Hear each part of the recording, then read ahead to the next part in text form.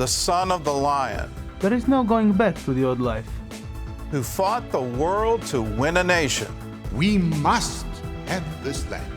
The story of David Ben-Gurion. He knew where his government is, he knew where his army is, but he didn't know where his slippers are. On today's 700 Club Interactive. Well, welcome to the show. Throughout the 20th century, Jewish diplomats like Chaim Weizmann spent decades working to gain international support for a Jewish state. At the same time, another man was in Palestine building that state from the ground up. To his friends and colleagues, he was simply known as the Old Man. To the rest of the world, he's remembered as the founder and father of the State of Israel.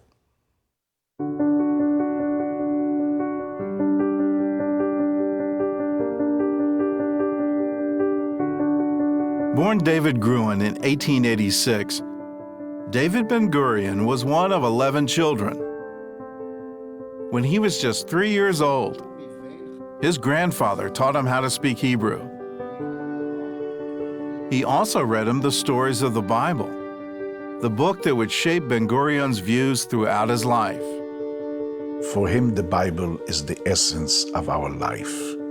It's the story of the Jewish people. He loved the prophets. He loved the prophets in the Bible.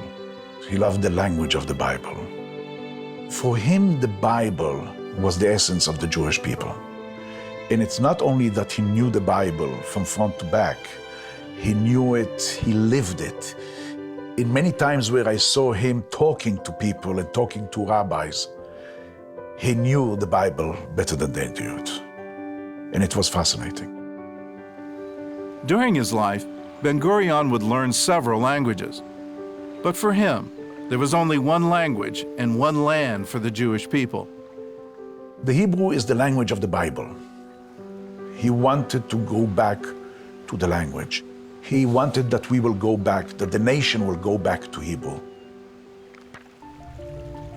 As a teenager, he started his own Zionist group called the Ezra Society, named after the Israelite scribe who led the Jews back to Jerusalem after the Babylonian exile.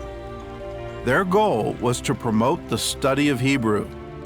That was his dream, as many as people as possible to teach them, especially the young ones. Let's teach Hebrew, that's our language. The group also promoted the idea of Aliyah, moving to Palestine to build a Jewish homeland. That idea didn't go over well with the local Orthodox Jews. For them, it's God took, God will give. The Almighty is the one who's responsible for the destruction of the Israel 2,000 years ago. So it's the Almighty that will give the state of Israel, nobody else. In 1903, Zionist leader Theodor Herzl proposed the creation of a Jewish homeland in Uganda, a response to the violent pogroms in Russia. Herzl's followers around the world were outraged by the idea, including Ben-Gurion and his friends in the Ezra Society. They wrote a letter of protest to the World Zionist Organization. We have reached the conclusion that the only way to fight Ugandaism is to make Aliyah. For young Ben-Gurion, Aliyah was more than just an idea. It was a mission. And at the age of 19, he boarded a ship bound for the Holy Land.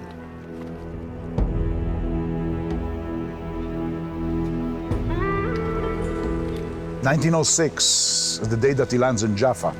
Happiest day of his life. That happiness was soon tempered by reality.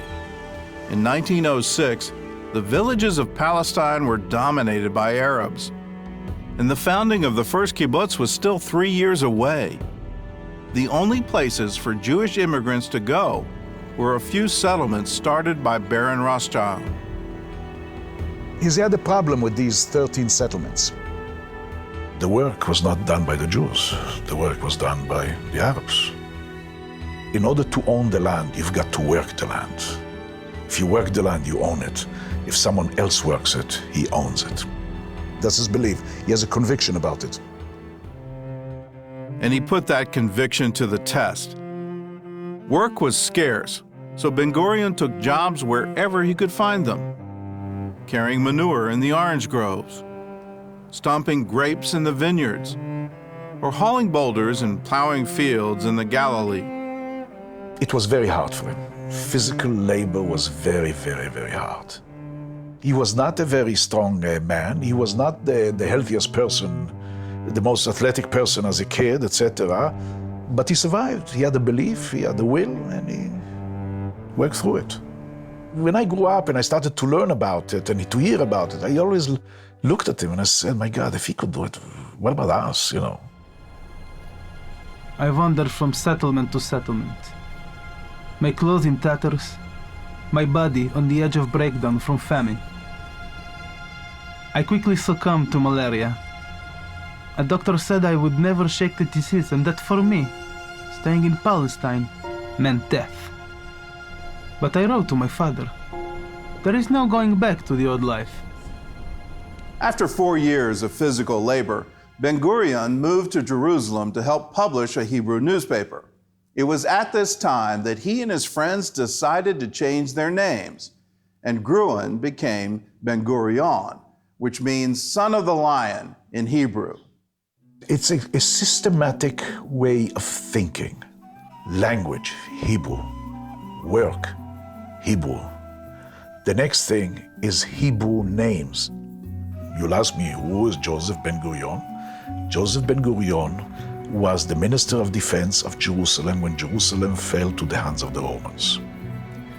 And he insisted afterwards, when the state of Israel was built, if your name was Manischewitz or was something like this, he would come to you and say, why have you got this Manischewitz? Don't you have a Hebrew name for that?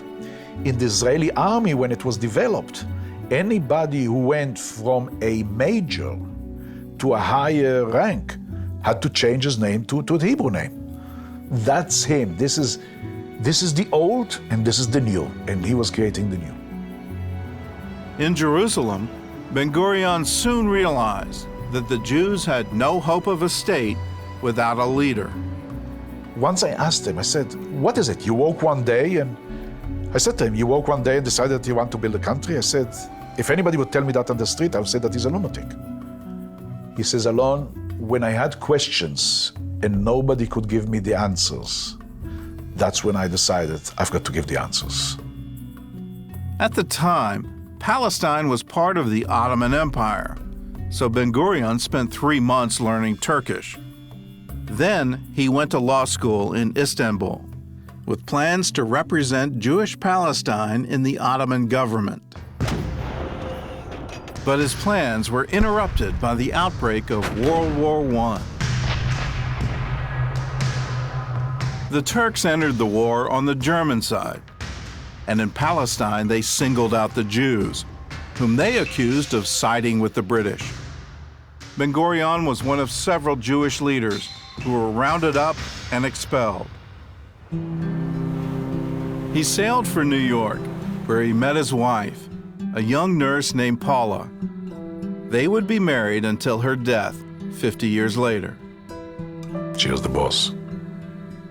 Paula had a very, very, very tough life, a very, very tough life. She dedicated her life to him, to take care of him.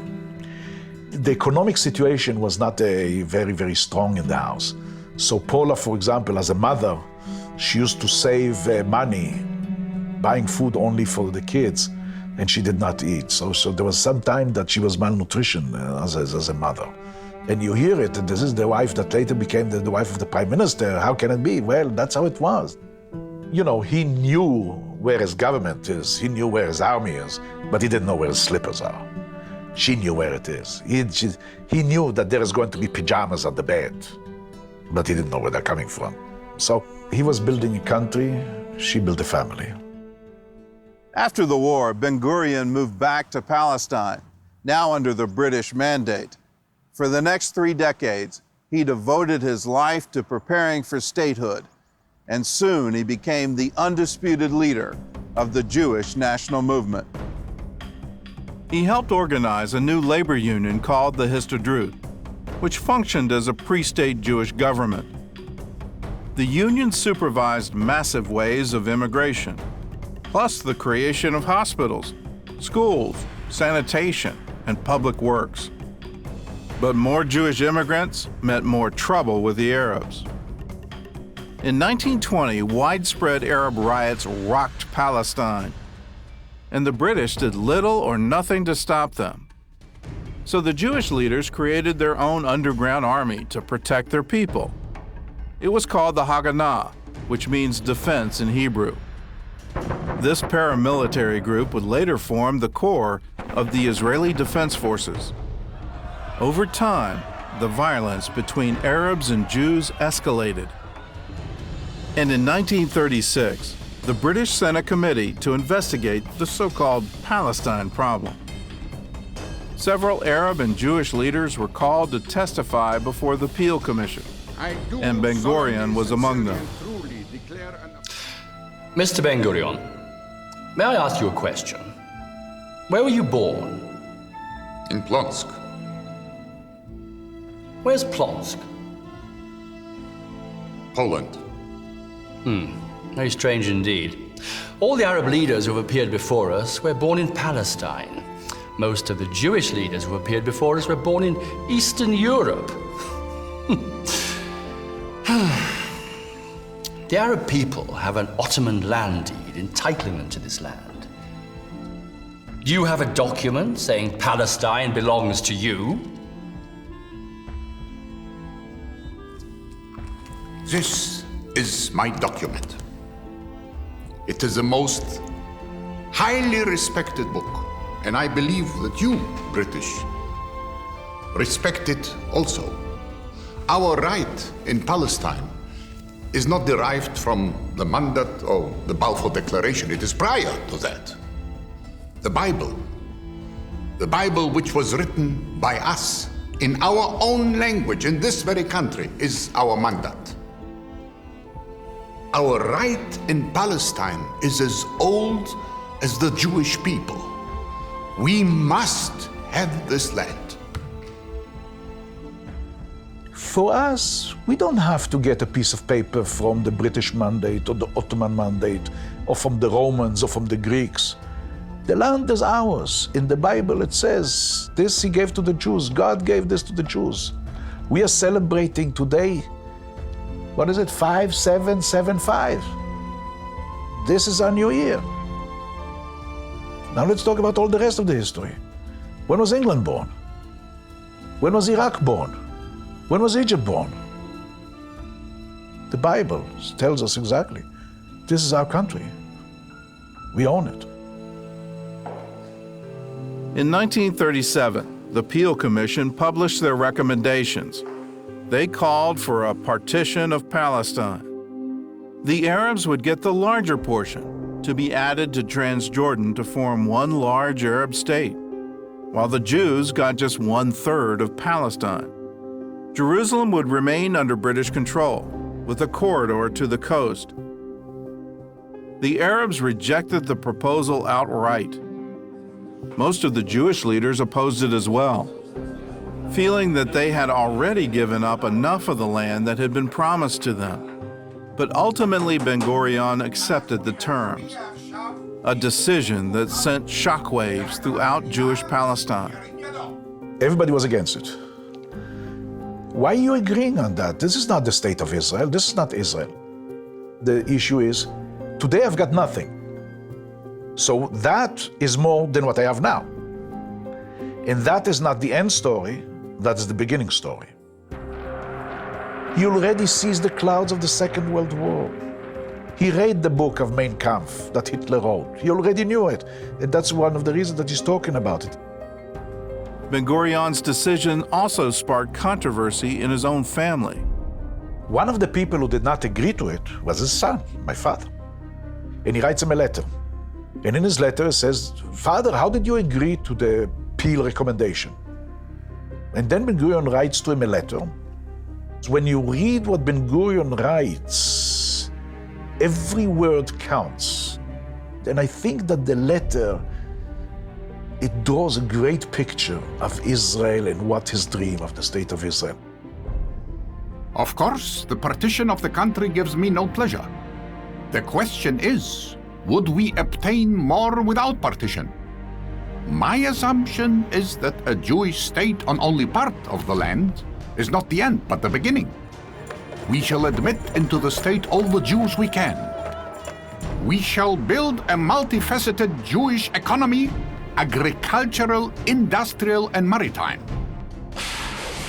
We shall organize an advanced defense force, a superior army which I have no doubt will be one of the best armies in the world.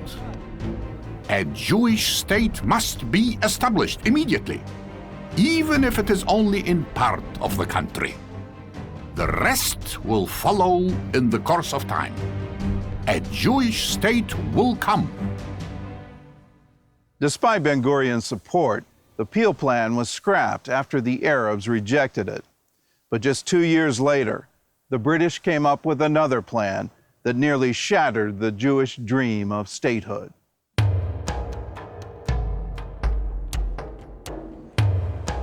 In 1939, the British government issued a document known as the White Paper.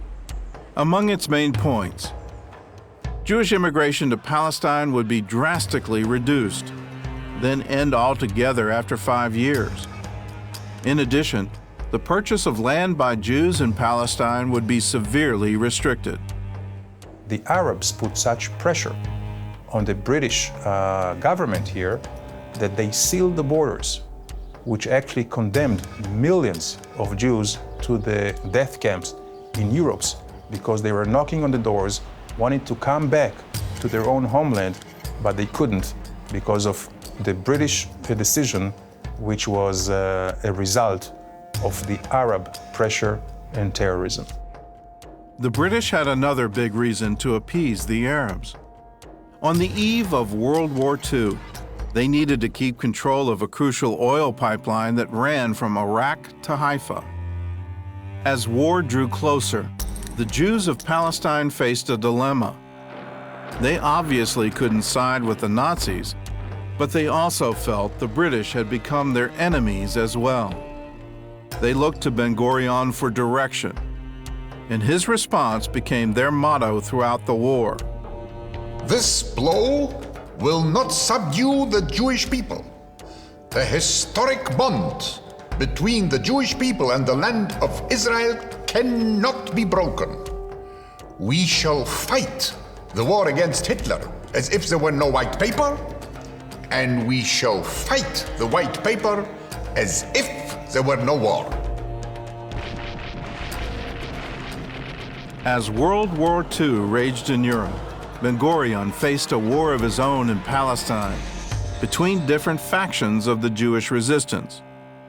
15 years earlier, several Haganah members had formed a splinter group called the Irgun. Their goal was to avenge Arab attacks on Jews and terrorize the British out of Palestine. Their most infamous act was the bombing of the British headquarters at the King David Hotel, which killed 91 people. Ben-Gurion and other Jewish leaders branded the Irgun as a terrorist group and condemned their actions. In 1944, he launched what became known as the hunting season, the roundup and arrest of Irgun members. But by 1947, both the Arab riots and Jewish terrorism proved too much for the British, who were still recovering from World War II. His Majesty's government have determined to base their policy on the assumption that they must lay down the mandate.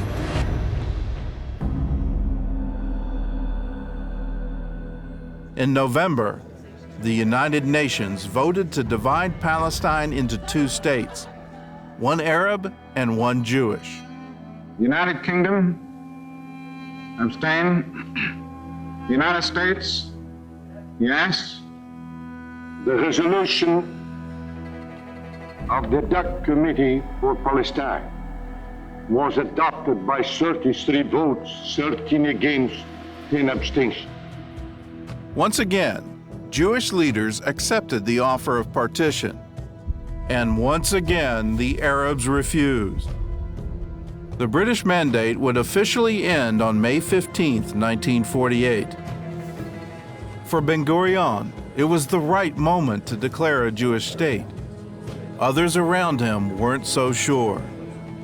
Once he declares the State of Israel, it will not be only the locals, Arabs, that will fight against us, but all the Arab countries around us. They're all going to come after us. George Marshall was the Secretary of State, and Forrestal was the Minister of Defense, for reasons known to them, we know what it is, mainly oil, warned the Israelis, tell Ben-Gurion not to declare the State of Israel because of the Americans will not support you. So, what have you got? You've got inside the country, you've got division of opinions. You've got a war before you've got a state, and you've got the Americans, the biggest allies, size-wise, saying to you, don't declare the State of Israel. So everything is against you.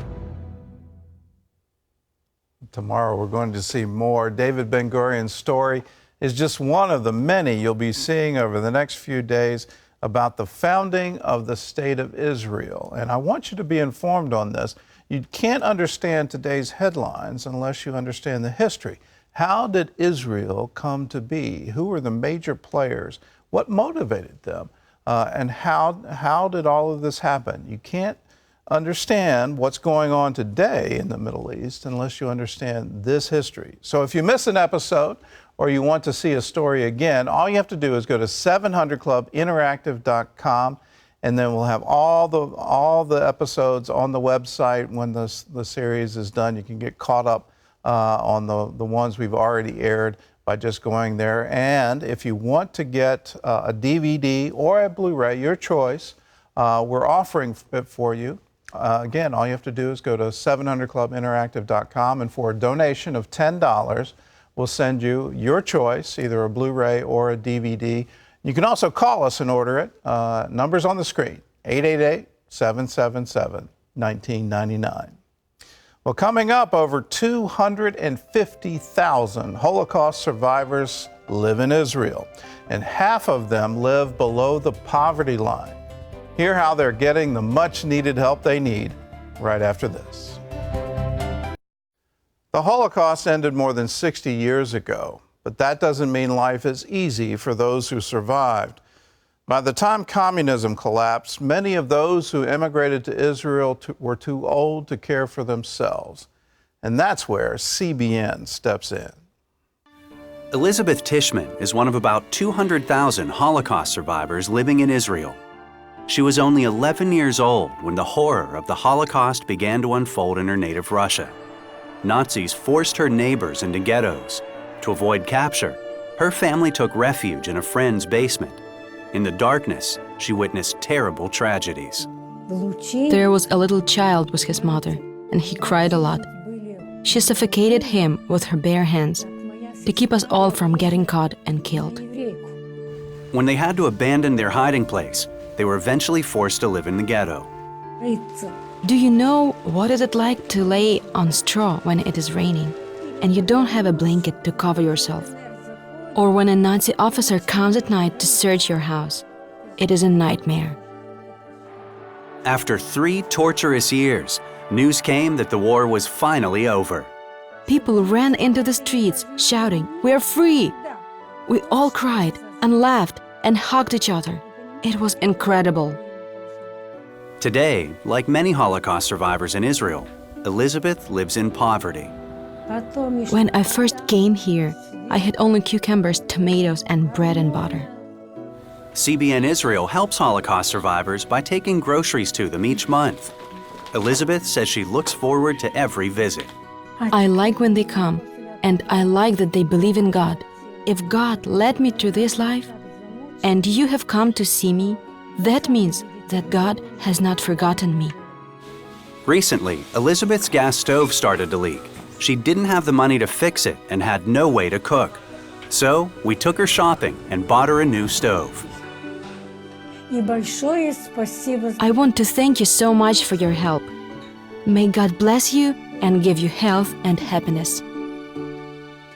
If you want to be a part of helping people in Israel, All you have to do is give to CBN Israel. We have a designated fund where your gift will go into CBN News, will go into the documentaries that you've seen on this program, and will also go to help Holocaust survivors, as well as doing projects on the West Bank to Muslims, to Christians, to Jews, and even to none of the above if you have no religion at all. We want to bless people in Israel, and if you want to be a part of that, call us. 888-777-1999, or you can log on to 700 Club Interactive. Well, we have time for a viewer question. Andrew asked, I hear and see the slogan, Pray for Israel, but does the Bible instruct us to do so? As a Christian, am I obligated to pray for Israel? Andrew, there's no specific Bible verse for this, but there's one I would encourage you to look at, and that is to pray for the peace of Jerusalem. Jerusalem seems to be a flashpoint, and whether you're Jewish or you're Muslim or you're Christian, you are interested in the peace of Jerusalem. Many people from around the world go to Jerusalem to worship God, and what a great way to bring peace to the entire world, to have peace in Jerusalem. The Bible also says that I will bless those who bless you, and that's a covenant with Abraham. So when you're blessing people through prayer, you join in with that blessing, that God Himself promises that He will bless those who bless the descendants of Abraham. Well, that's all the time we have. We leave you this word from Psalms. I cried out to the Lord, and He answered me from His holy mountain.